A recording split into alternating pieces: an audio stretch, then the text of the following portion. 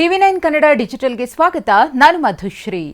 ತಮಿಳುನಾಡು ರಾಜಕೀಯಕ್ಕೆ Kollywood super star ದಳಪತಿ Vijay ಅದ್ಧೂರಿಯಾಗಿ entry ಕೊಟ್ಟು ದೊಡ್ಡ ದೊಡ್ಡ ಪಕ್ಷಗಳನ್ನೇ ಮಕಾಡೆ ಮಲಗಿಸಿ ತಮಿಳುನಾಡು ಜನತೆಯ ಆಶೀರ್ವಾದದೊಂದಿಗೆ ಮುಖ್ಯಮಂತ್ರಿ ಆಗಿದ್ದು ಆಯಿತು. ಇದೀಗ ವಿಜಯ್ ಬೆನ್ನಲ್ಲೇ ಕಾಲಿವುಡ್ನ ಮತ್ತೊಬ್ಬ ಸೂಪರ್ ಸ್ಟಾರ್ ತಮಿಳುನಾಡು ರಾಜಕೀಯಕ್ಕೆ ಬರುವುದು ಪಕ್ಕಾ ಆಗಿದೆ. ಹೌದು, ನಟ, ನಿರ್ದೇಶಕ, ನಿರ್ಮಾಪಕ ರಾಘವ ಲಾರೆನ್ಸ್ ತಾವು ರಾಜಕೀಯಕ್ಕೆ ಎಂಟ್ರಿ ಕೊಡ್ತಿರುವ ಕುರಿತು ಅಧಿಕೃತ ಘೋಷಣೆ ಮಾಡಿದ್ದಾರೆ. ಕಳೆದ ಕೆಲ ದಿನಗಳಿಂದಲೂ ರಾಘವ ಲಾರೆನ್ಸ್ ರಾಜಕಾರಣಕ್ಕೆ ಬರ್ತಾರೆ ಅನ್ನೋದ್ರ ಬಗ್ಗೆ ಚರ್ಚೆ ನಡೀತಾ ಇತ್ತು. ಸುದ್ದಿಗಳು ಕೂಡ ಹರಿದಾಡ್ತಾ ಇದ್ವು.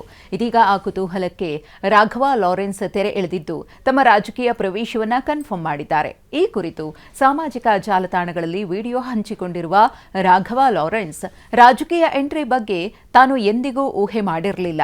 ಹಣ ಗಳಿಸುವ ಅಥವಾ ಸ್ಥಾನ ಪಡೆಯುವ ಉದ್ದೇಶದಿಂದ ನಾನು ರಾಜಕೀಯಕ್ಕೆ ಬರ್ತಾ ಇಲ್ಲ. ನಾನು ನಂಬುವ ಮತ್ತು ರಾಜಕೀಯಕ್ಕೆ ಹತ್ತಿರವಿರುವ ಯಾರಾದರೂ ರಾಜಕೀಯ ಪ್ರವೇಶಿಸಿದ್ರೆ ಆ ವ್ಯಕ್ತಿಯ ಪರವಾಗಿ ನಿಂತು ಅವರೊಂದಿಗೆ ಕೆಲಸ ಮಾಡಿ ಒಬ್ಬ ವ್ಯಕ್ತಿಯಾಗಿ ತಾನು ಮಾಡ್ತಿದ್ದ ಕೆಲಸವನ್ನೇ ದೊಡ್ಡ ಪ್ರಮಾಣದಲ್ಲಿ ಮಾಡಬೇಕು ಅನ್ನೋದು ನನ್ನ ಏಕೈಕ ಉದ್ದೇಶ ಆಗಿತ್ತು ಅಂತ ಲಾರೆನ್ಸ್ ತಿಳಿಸಿದ್ದಾರೆ. ಇನ್ನು ಇವತ್ತಿನ ಸಂದರ್ಭ ಸನ್ನಿವೇಶಗಳು ನನ್ನನ್ನ ರಾಜಕೀಯ ಪ್ರವೇಶಿಸಬೇಕಾದ ಹಂತಕ್ಕೆ ತಂದ್ಬಿಟ್ಟಿವೆ.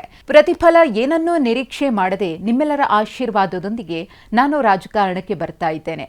ಹಾಗೆ ನಿಮ್ಮ ಕರ್ತವ್ಯವನ್ನ ಕೂಡ ನೀವು ಪ್ರಾಮಾಣಿಕವಾಗಿ ಮಾಡಿ. ಅಂದ್ರೆ ನನಗೆ ನಿಮ್ಮ ಸಲಹೆ ಮತ್ತು ಮಾರ್ಗದರ್ಶನ ಬೇಕು ಎಂದಿದ್ದಾರೆ.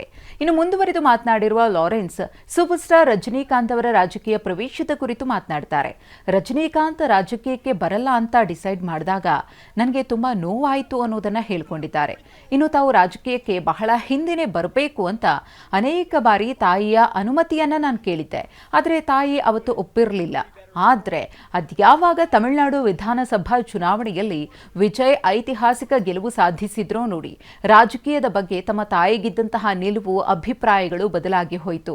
ಫೈನಲಿ ಅವರು ನನ್ನ ರಾಜಕೀಯ ಪ್ರವೇಶಕ್ಕೆ ಗ್ರೀನ್ ಸಿಗ್ನಲ್ ಅನ್ನ ಕೊಟ್ಟೇ ಬಿಟ್ರು ಅಂತ ಸಂತಸ ವ್ಯಕ್ತಪಡಿಸಿದ್ದಾರೆ.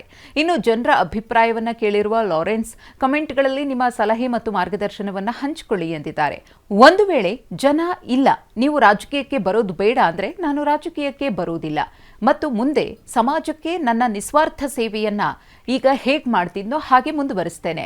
ಆದರೆ ನೀವೇನಾದರೂ ಹೌದು ಅಂತ ಹೇಳಿದ್ರೆ ನಾನು ರಾಜಕೀಯಕ್ಕೆ ಪ್ರವೇಶಿಸಲು ಸಿದ್ಧ. ನಿಮ್ಮೆಲ್ಲರ ಆಶೀರ್ವಾದದೊಂದಿಗೆ ನಾನು ಈ ಪ್ರಯಾಣವನ್ನ ಯಾವಾಗ ಮತ್ತು ಯಾರೊಂದಿಗೆ ಪ್ರಾರಂಭಿಸಲು ಉದ್ದೇಶಿಸಿದ್ದೇನೆ ಎಂಬುದನ್ನು ಬಹಿರಂಗಪಡಿಸ್ತೀನಿ ಅಂತ ಹೇಳಿದ್ದಾರೆ. ಅಲ್ಲಿಗೆ ರಾಘವ ಲಾರೆನ್ಸ್ ಅವರು ರಾಜಕೀಯಕ್ಕೆ ಬರುವುದಂತೂ ಗ್ಯಾರಂಟಿ. ಆದರೆ ಯಾವಾಗ, ಯಾರೊಂದಿಗೆ ಅನ್ನೋದನ್ನ ಮುಂದೆ ತಿಳಿಸ್ತೇನೆ ಅಂದಿರೋದು ಕುತೂಹಲ ಮೂಡಿಸಿದೆ. ಯಾಕಂದ್ರೆ ಲಾರೆನ್ಸ್ ಅವರು ಮುಖ್ಯಮಂತ್ರಿ ವಿಜಯ್ ಅವರ ಟಿವಿಕೆ ಪಕ್ಷವನ್ನೇ ಸೇರ್ತಾರೆ. ವಿಜಯ್ ಅವರ ರಾಜೀನಾಮೆಯಿಂದ ತೆರವಾಗಿರುವ ತಿರುಚಿ ಪೂರ್ವ ವಿಧಾನಸಭಾ ಕ್ಷೇತ್ರದ ಉಪಚುನಾವಣೆಯಲ್ಲಿ ಸ್ಪರ್ಧೆಯನ್ನ ಮಾಡ್ತಾರೆ ಅನ್ನೋ ಸುದ್ದಿಗಳು ವೈರಲ್ ಆಗಿದ್ವು. ಇದೀಗ ಲಾರೆನ್ಸ್ ಯಾವುದೇ ಗುಟ್ಟು ಬಿಟ್ಟುಕೊಡದ ಕಾರಣ ಕುತೂಹಲ ಇನ್ನಷ್ಟು ಹೆಚ್ಚಾಗಿದೆ. ರಾಘವ ಲಾರೆನ್ಸ್ ತಮಿಳು ಚಿತ್ರರಂಗದಲ್ಲಿ ನಟ, ನೃತ್ಯ ಸಂಯೋಜಕ, ಚಲನಚಿತ್ರ ನಿರ್ದೇಶಕ, ನಿರ್ಮಾಪಕರಾಗಿದ್ದು ಅದೆಲ್ಲದಕ್ಕಿಂತ ಹೆಚ್ಚಾಗಿ ತಮ್ಮ ಸಮಾಜೋಮುಖಿ ಕಾರ್ಯಕ್ರಮಗಳಿಂದ ಜನರ ಮನಸ್ಸನ್ನ ಗೆದ್ದಿದ್ದು.